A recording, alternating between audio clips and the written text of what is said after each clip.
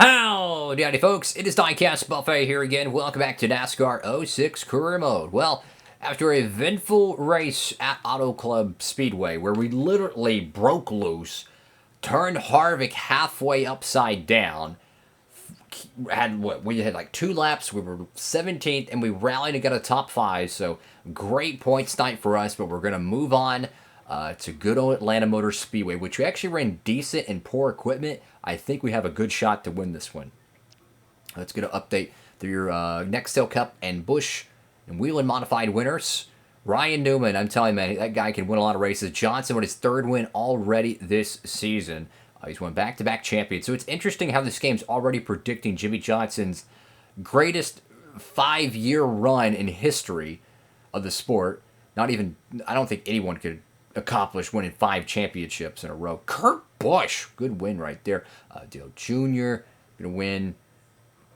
So we're heading out to good old Atlanta Motor Speedway. Small little Toyota team. I say small, but it's a single car or single truck operation, but it's a 5-star joint. You know what I'm saying? Like, we can win any race this year. And like I'm like hyped that we can win any race this year, dude.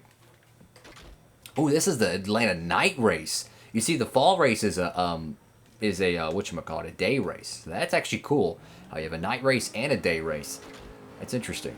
So let's see how this number 38 truck can get out here and hook and book. So in this playthrough, we're gonna probably do we'll probably do commentary for this qualifying session, but we probably won't for the next one. But in this playthrough, I eventually want to be a developmental driver, right? Well, the problem is we're signed to a Toyota truck team. So there's no like Toyota Cup teams in this playthrough because it's based on 2005. They didn't come in until 2007. So my point is this: we're still a massive free agent to the Cup teams. We have no like restriction in that regard. So I don't know who we're gonna sign with or where we're gonna go, but hey, man. The Tundras, they need a driver, and we need to find a way to, be able to go out here and be competitive. Tell you what, the rear of this truck looks so low to the ground when you go into the corners. It's crazy. I mean, look, watch the right rear, how low this thing gets. Oh, we got the pole. What am I cooking it? But look at this. It just looks so low. Let me slow down. So we got the pole. There's no sense in putting more mileage on the engine. And, hey, we're going to head out and have a good battle with Chase Montgomery in the gang. Alrighty, fellas, so let's go race at Atlanta. So this is the night race. No longer are we a back marker, guys. We are full championship mode. We're having to fight the baddest in the truck series.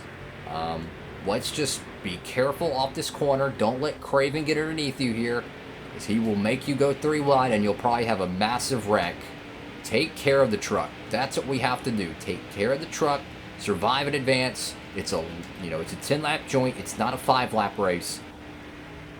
Drafting is going to be critical here. This is back when Atlanta was known as Hot Atlanta, where it was super fast, and the momentum, the drafting, all plays one gigantic role into how you survive this race. But our truck definitely looks lower than theirs.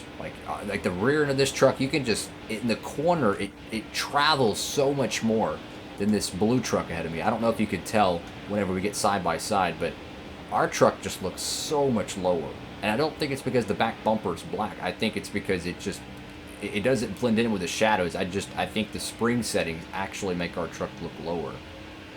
Up to second here, Chase Montgomery, last year's champion, already got 5 bonus points by leading a lap.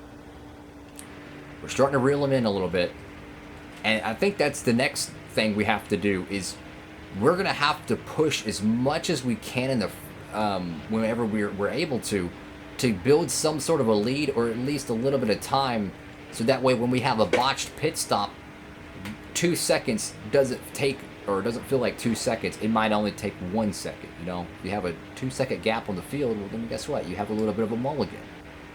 I tell you what, though, we're basically running flat out. I know we have full assists, but this truck is a fantastic race truck, guys. Especially driving that hunk of junk. Let's see what this cat does. I'd like to pit with him. I mean, it looks like me and Chase Montgomery are going to duke it out for the win, barring a crazy Mickey Mouse caution. So you might as well pit with him. I'd like to be allies with him. Why not? You know, let's work together. If we're going to be racing trucks together, let's work together. Let's see what he does here. Is he gonna pit? I don't know. I'm gonna run the outside a little bit. Great racing here at Atlanta, by the way. Oh, can't get him at the line. It's okay. He's gonna lead the most laps today, so that's fine. As long as we lead 1 lap, that's 5 bonus points. I'm trying to gauge when he's gonna pit. Like, I could pass him here, but I don't want to. And the reason why is because I want to stay right next to him, so when he pits, we can dive down pit road at the same time. So what is he going to do? Is he going to pit? No. Okay, he's gunning it. All right. You're not going to pit? Well, I'm going to follow suit. So that's the way I'm going about it. I'm basing it entirely off his strategy. I would love to lead right now, but so close. So the tires are starting to wear, so we need to get prepared. All right. I think he's coming in. No, he's still staying out. What is up with this dude? He still has it pitted. This is a recipe for disaster, yo. Because everyone's going to pit the last lap, and it's going to be a free-for-all. I mean, it's going to be like 5 starving fish in a tank, and you drop a bunch of food pellets, and they're going crazy for it. Like, that's what it's going to be like, because you're going to have feeding time at the zoo. Everybody's going to be jumping down pit road. Let me see if he's going to pit. I mean, he's running the inside now. This looks like it. All right, he's coming in. Yeah, that's our red light. Don't want to make any contact. Don't want to speed. All right, no adjustments. Don't touch the truck. It is perfect. Knock on wood. Hope and pray to God we get a good pit stop. Lord, please. How y'all doing, fellas? We're having a good one here in Atlanta, man. This could be the site of our first career win. It's one of 2 races, so if you up here in the season at Atlanta. So if you run good here in the spring, you'll probably run good in the fall. The last 2 races, we've had issues on pit road. Hopefully we don't have a mistake this go around. Come on, team. You can do it. You can do it. You can do it. You can do it. Boom, baby. 16.1 Chase Montgomery.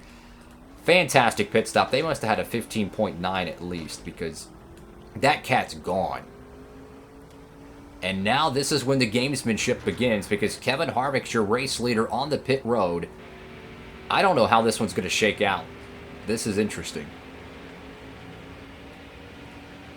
So clearly Chase Montgomery has a better pit crew than us.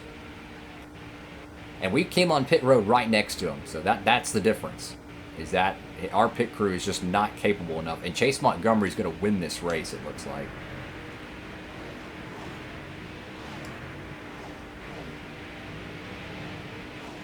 All right, we're up to 3rd. Can we pass Kluver? So we try to set him up. Go underneath. No, you jabroni. I ain't going to risk my truck for it.